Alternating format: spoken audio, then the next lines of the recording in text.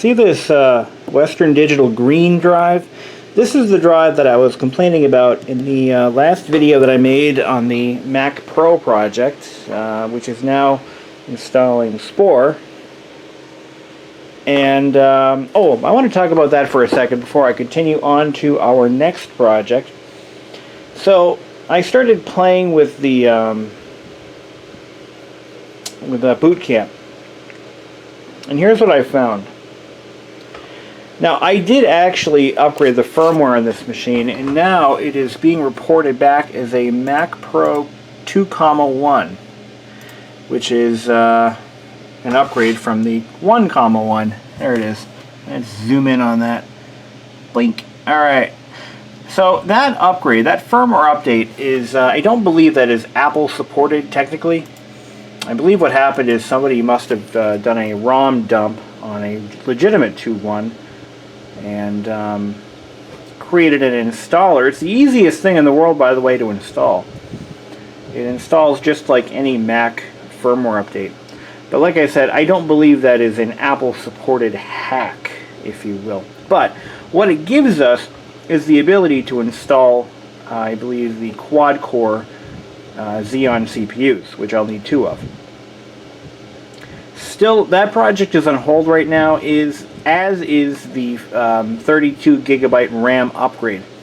I'm still looking at my options. I'm aware that I can, actually one of my viewers, I forget who, posted that he was doing it with Dell memory, just by popping off the heat sinks on the legitimate Apple RAM and popping it onto the Dell RAM. I could do that. I might just do that if it can save me a few bucks. But I think the most beneficial upgrade for this machine at this time is the 8-core, I'm sorry, the 32 gigs of RAM, up from 4 gigs. While we're on that subject, that last video generated a lot of comments about people just not really understanding why I'm doing this.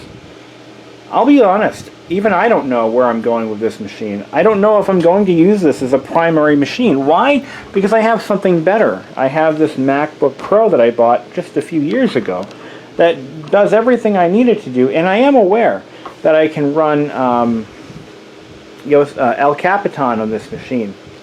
And you know what? I just might do that. Once I get the CPUs, the RAM, and I might even go for updated video cards, then I might consider El Capitan. But what I want to do is mention this. Now, I tried running Windows 10 64 natively, but it would not install. I was getting video problems on the install screen. Basically, the screen was just a block of color, a bunch of colored blocks, and that was it.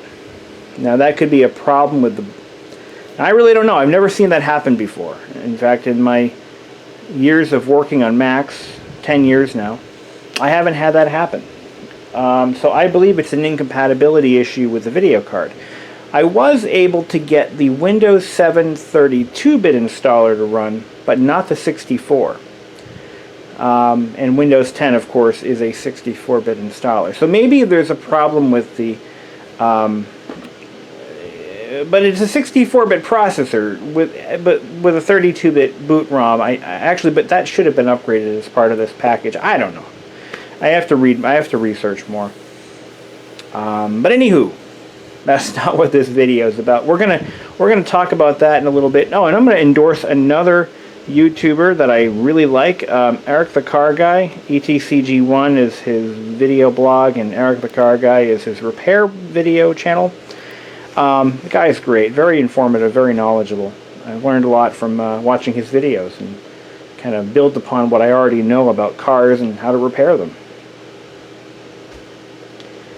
On a side note, if I started my channel 10 years earlier, I would have had a lot of car repair stuff, because that's what I was doing on my free time. I was buying junk cars, fixing them, and selling them.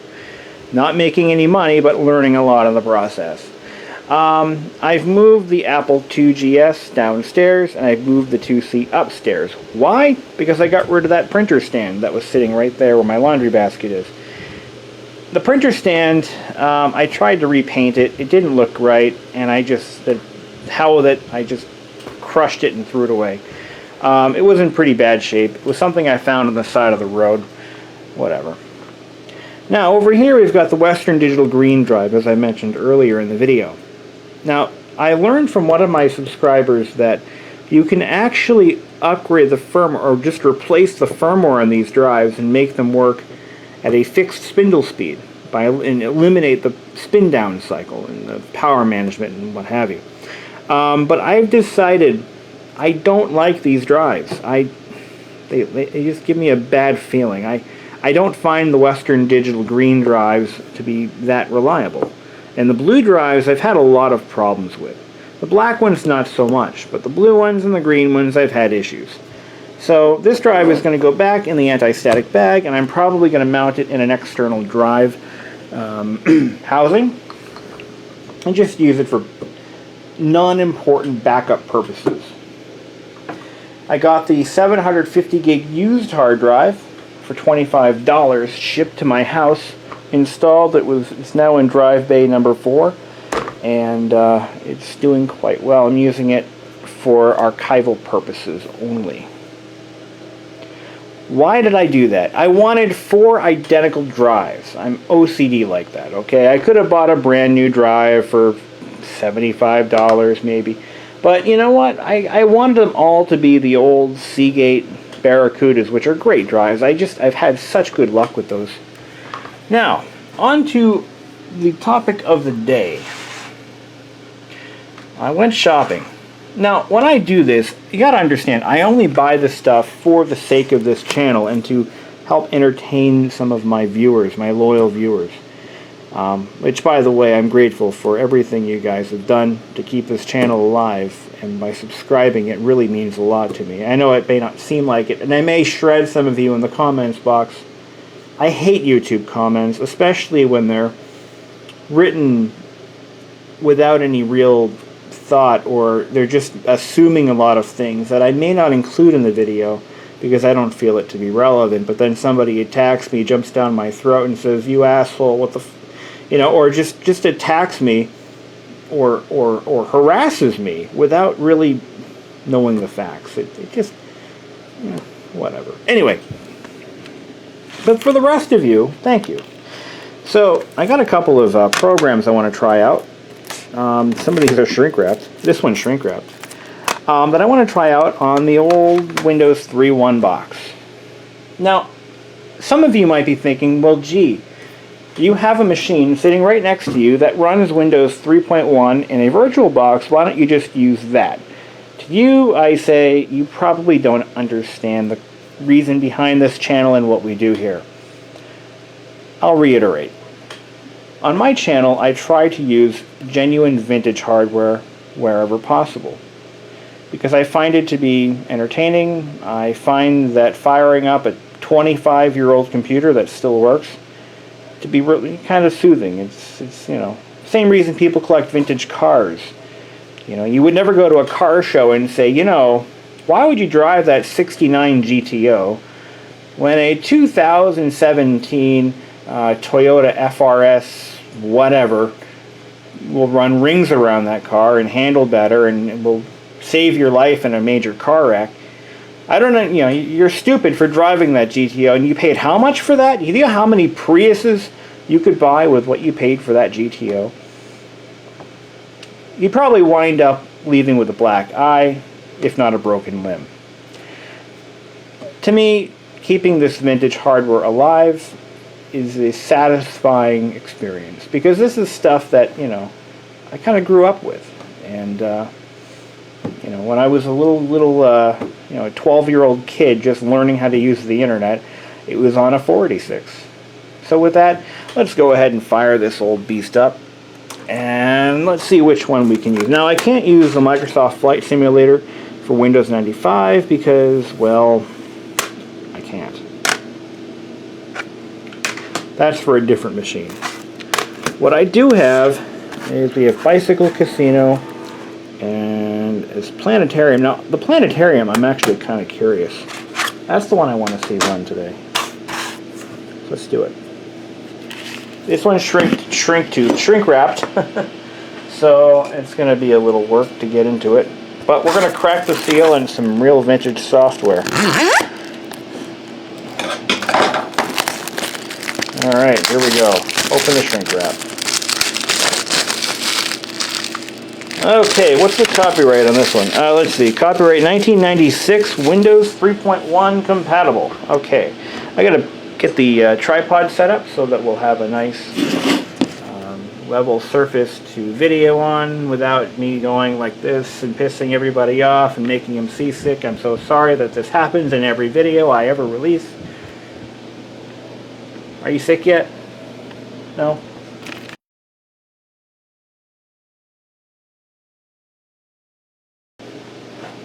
Alright, here we are. Program Manager.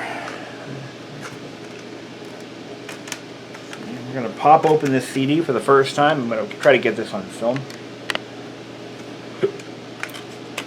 Look at that.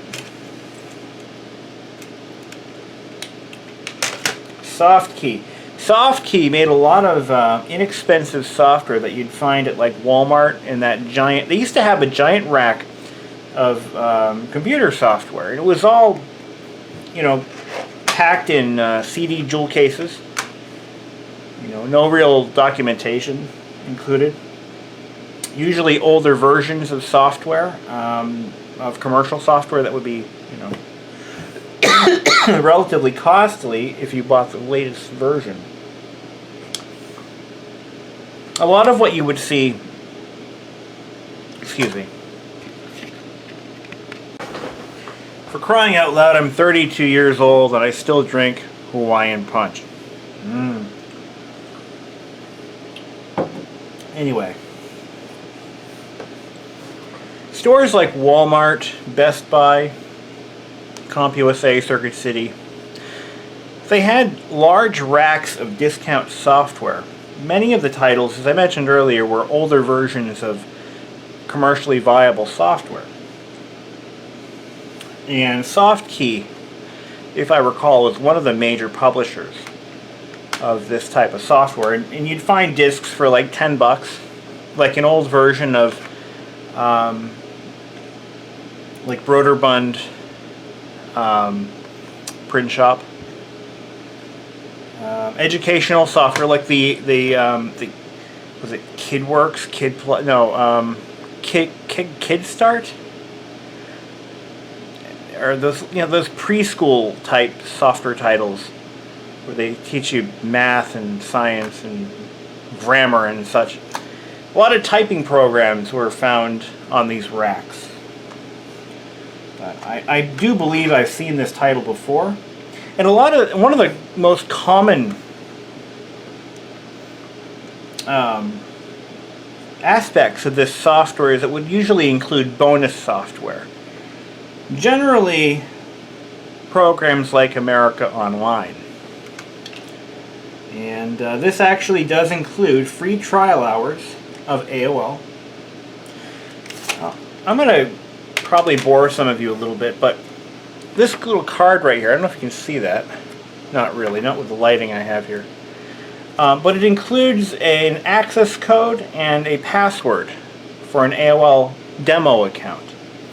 And this was something that if you signed up for an AOL account, like if you call up AOL and you say, "Hi, my name is Jim Bob Smith and I'd like to sign up for an account," and you know, you would have like a disc that you get from Walmart or in the mail. They used to mail them out to everybody. AOL 3.0, AOL 4.0, etc. You were given an access code to log in to set up your account. And the passwords were typically random words. Like in this case, it's tires hanker. That would be a typical AOL trial account password. So you got your registration number and password included on this disk. Now if that password did not work, or if for whatever reason you screwed up the account, you would call up AOL and you would say, "Hi, my name is Jim Bob Smith and I fucked up." And they would send you a new one. They say, "Okay, Mr. Smith, your new password, it is..." There were some really weird ones, like, I don't know, Vespa virus You know, like Vespa virus? No, Vespa virus. Of course, it's Vespa virus. You know, they can't say the V, so they just... hilarity would ensue. Now let's install Planetarium. And for those of you who hate my voice, you're in good company. I hate the way I sound. I really do. There's not much I can do about it. And if there was, I wouldn't, because that's what makes me who I am. So if you don't like the way I sound, fuck you. Okay. Let's open up the CD drive and pop in our disc. Now I would get that on camera, but if you've not seen what a CD drive looks like opened up, then God help you. Okay, we're going to open up the main screen file manager. And we're going to install us some new software. Now here we go.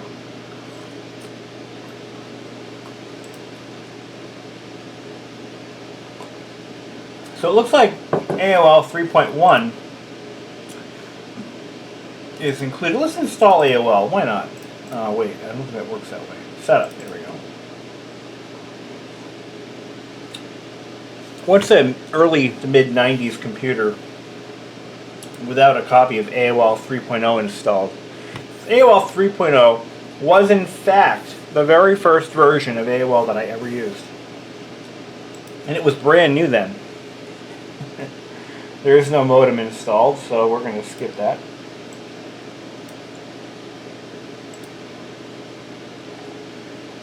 Why are we installing AOL 3.0?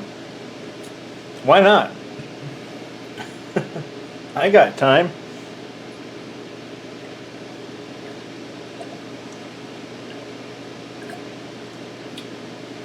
Love that Hawaiian punch. I found the sugar-free version at Dollar General. And I'm like, I've got to try that. All that Hawaiian punch taste without the calories, I'm in. And you know what? Despite the fact that I'm getting cancer right now from this,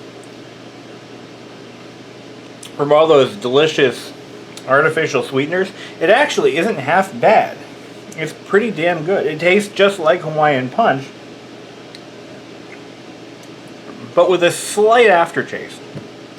Still, it's, you know, I may not be getting fat off this, but I'm sure tumors weigh quite a bit, though. Oh well, I've got health insurance. Unless I checked, it covers chemotherapy, so I think I'm okay. Oh, it looks like Spore is finally done installing on my display horror of a Mac. And here I am installing AOL over here. I must lead a very boring life. Oh, I think I do. It's pretty evident. Yeah.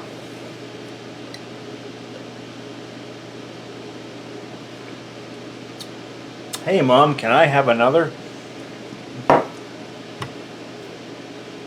When I was a kid, and I'm not that old, 32. Well, we'll be this month, next month. But when I was a kid, Hawaiian Punch came in one flavor, one color, and one container. It came in giant metal cans.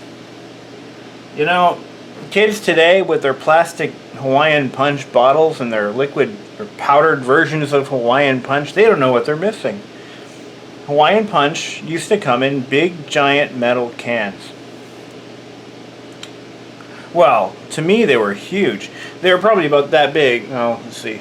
Let's see if I can get my hands about, you know, good sized, like, I think they were 64-ounce cans. And that's what Hawaiian Punch came in. Now, if you wanted some of that delicious red nectar, you would have to use a can opener, like a P38, or a screwdriver and a hammer. But my mom had one of those fancy can openers, not like the ones that you open soup cans with. Now, it was more like a like a triangular piece of metal with a hook, and it would get stuck on the rim, and you'd go like this, and it would punch a hole in the top of the can. But that wasn't good enough. No, not if you wanted Hawaiian punch and you wanted it to come out smoothly. You'd have to put a smaller hole on the opposite side of the main hole. So you had a 2-hole can of Hawaiian punch. And if you wanted to store that delicious Hawaiian punch in the fridge, guess what? You couldn't cover it. I mean, it wasn't like a lid. You seal up the lid and, you know, germs don't get in. Nothing like that, no. Well, back in my day, in the 1980s, you just sort of let it vent to the atmosphere and you put it in the fridge that way. That's how it came. Same with Juicy Juice. Juicy Juice was another one. It came in metal cans. And that's just the way it was. We didn't bitch about it. We didn't whine and complain and say, "Oh, I wish I could seal this up in plastic." No, we were okay with those metal cans because we knew that the deliciousness inside was worth the effort of picking up a can opener and cracking that son of a bitch open. We were okay with that. We didn't complain. We were just fine with it. There were no germaphobes and allergy experts bitching about it. Can't serve it in a non-sealed container or store it in one. But that's just the way it was. Oh, and even better, if you wanted Kool-Aid, it came in a variety of flavors, but you had to add your own sugar. It wasn't until I was like, I don't know, 10, when we started getting Kool-Aid in containers that had the sugar built in. Man, those were the days. Okay, now let's see if we can't find this software. So I got the AOL installed. Let's go ahead and launch that, see what it looks like. Alright, here we go. We're going to launch AOL 3.0. This is like me going back in time to 1996, 97, when I started using the internet at home. Back when all we had was dial-up, and I only had a 33.6 modem. That was it. And you know what? It was okay.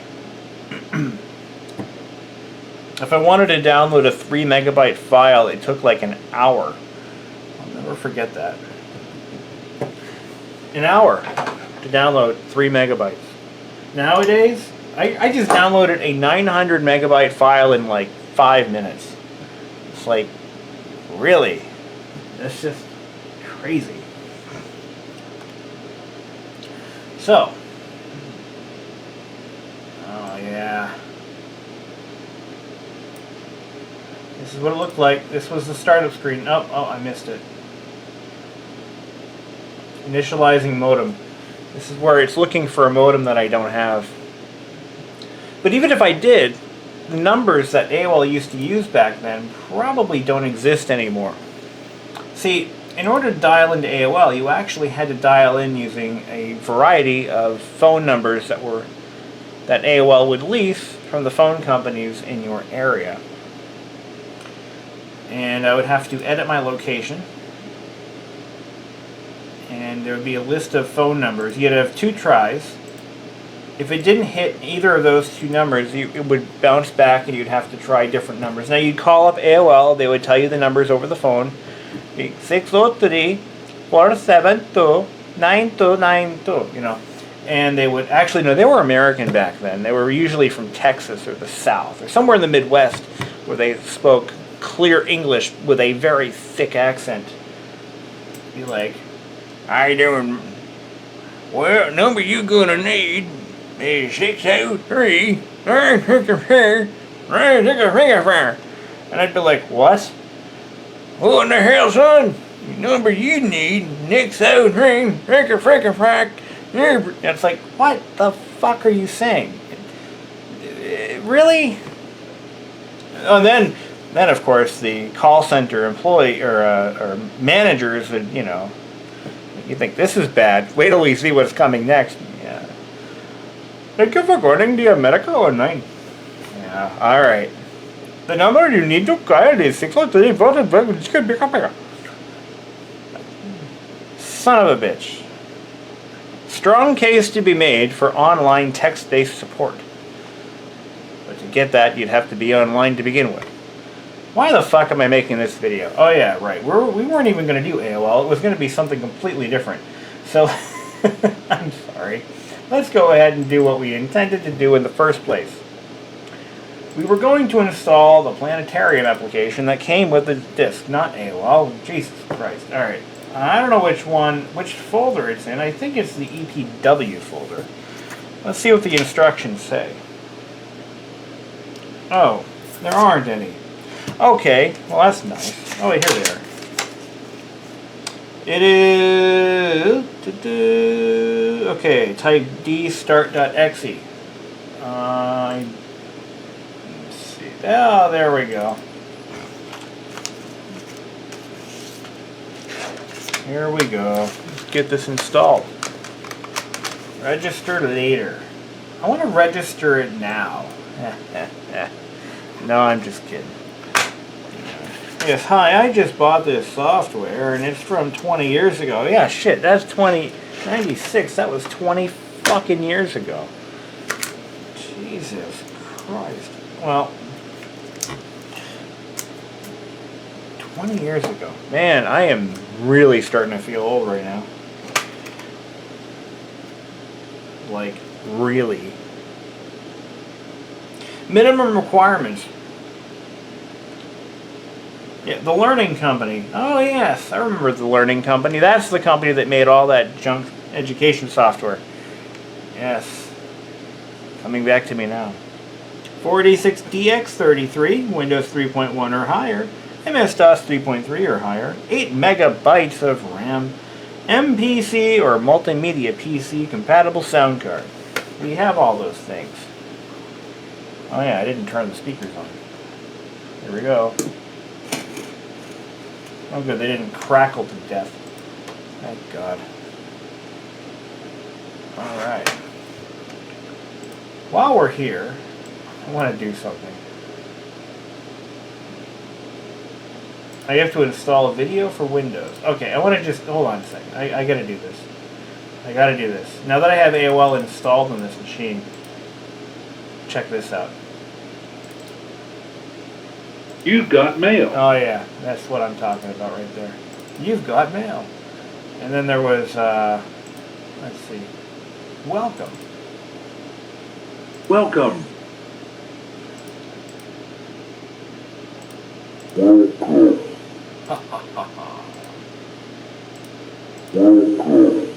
Alright, I'm having fun. And naturally, oh yeah, back when Instant Messenger was... I'm having a major nostalgia kick, I'm sorry. I didn't mean to derail my... Oh, that's the INI files. Goodbye. Yeah, baby.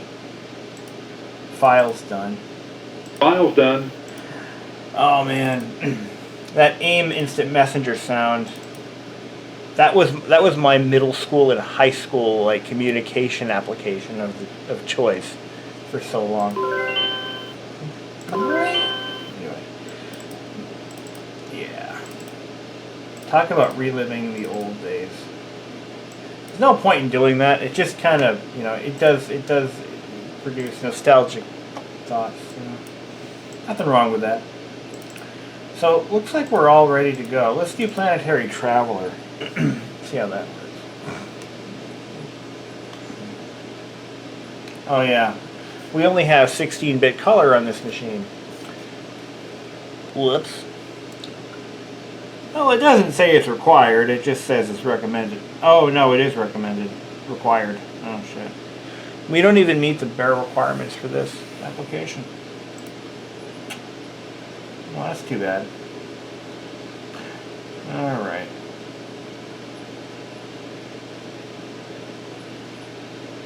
Yeah, unfortunately, I need more video memory for this machine.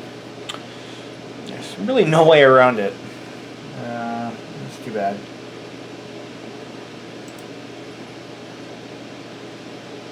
Cannot find... Oh, wait. Oops. Volcanoes are as common on Venus as on the Earth. Okay. I don't have the video thingy installed, so I need to do that. How do I exit? Escape? Ah, I bet you it's this button right here. Yeah, let's do that. I needed like some kind of video now player or some shit like that.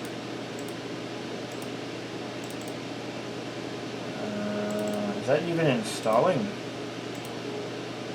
don't think so.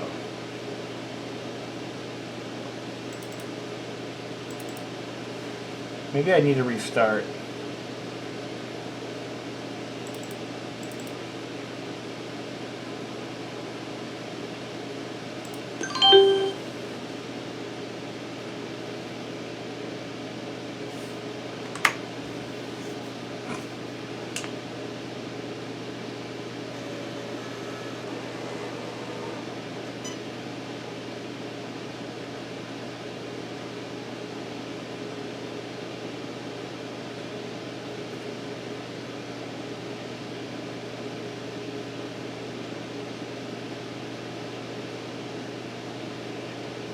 Actually, I'd like to find another video card for this machine. I have a bunch of them kicking around, but I don't think I have any ISA video cards.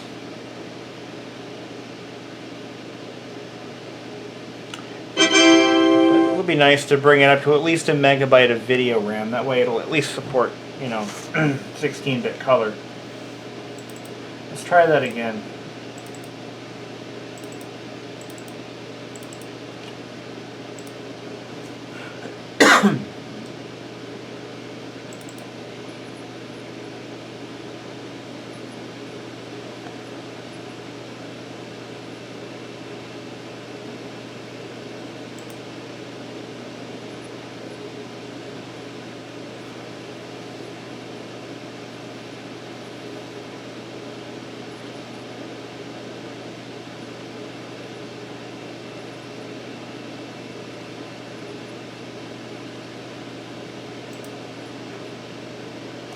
No, that never installed at all, so oh well. That's too bad. Alright. Well, that was educational. That was educational. Let's see if there's an uninstaller in this. That really didn't work out so well for us.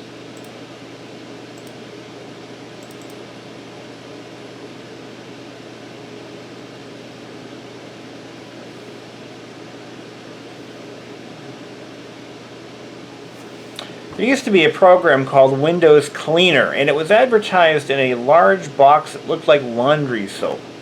And the program was designed to clean up dead applications.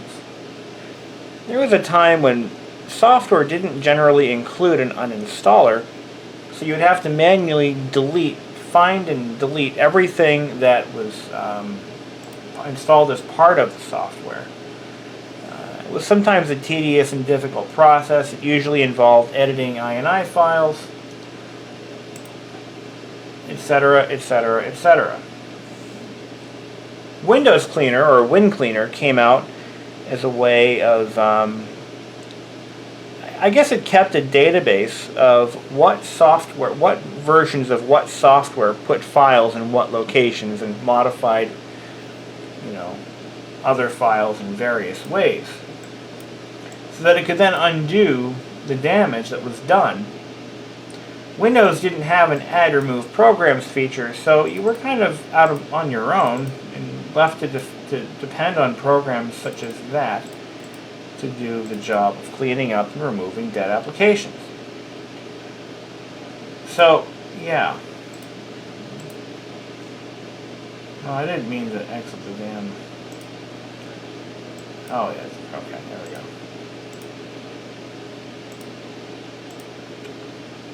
So, what's this? Genesis B. No. R later? No. Setup.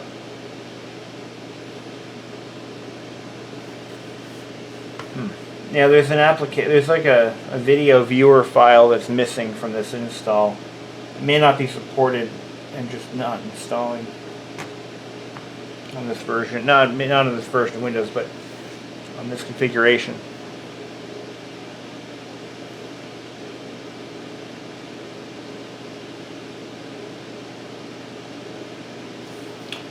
Yeah, it's not. It won't install it.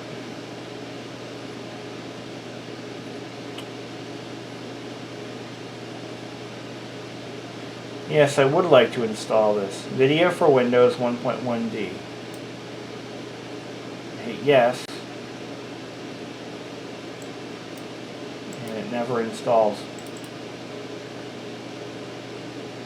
So, let's try to find the player's on here somewhere.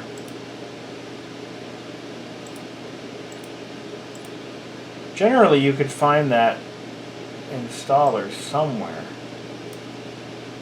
within the application.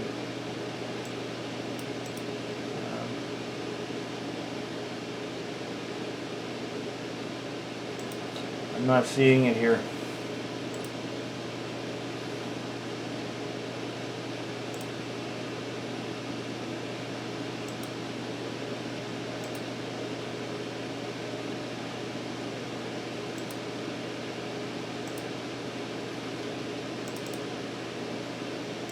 So, yeah, unfortunately, this just isn't happening for us. So I'm going to go ahead and delete it. It's under EPW.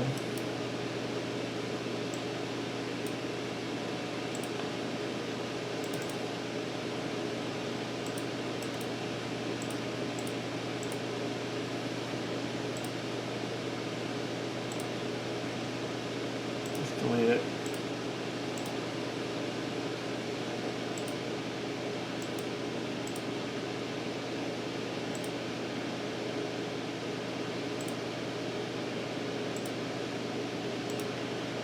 Alright, well that concludes our video for today. Thank you for watching. Have a nice evening.